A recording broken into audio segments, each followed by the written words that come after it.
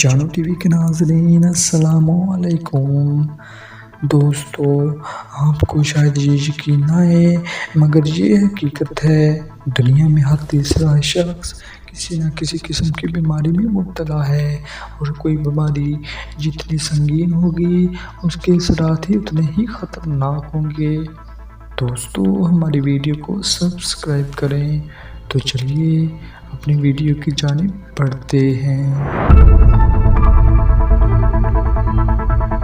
دوستو، آسٹریلیا کا جیمی نامی شہری ایک عجیب و غریب بیماری میں مبتلا ہے۔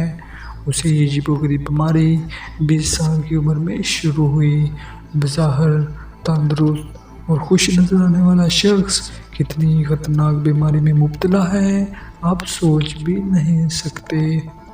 آئے دن اسے دل کے دورے پڑتے رہتے ہیں، اور ایک مرتبہ تو ایسا ہوا کہ ایک ہفتے میں اسے 4 مرتبہ ہارٹ اٹیک آیا، اور یہ ہارٹ اٹیک عجیب قسم کا ہے۔ جب اسے ہارٹ اٹیک آتا ہے تو تقریباً 1-2 دن کے لیے یہ کومے میں چلا جاتا ہے، اور اس کے گھر والوں کو یہی ہوتا ہے کہ اب ان کا عزیز ان کے پاس نہیں رہا، اور یہ اپنی زندگی کی آخری سانسیں لے رہا ہے۔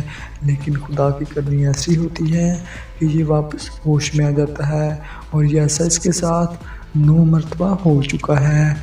29 سال کی عمر تک اسے 9 دل کے دورے پڑ چکے ہیں، اور 9 مرتبہ ہی یہ کومے سے واپس آیا ہے۔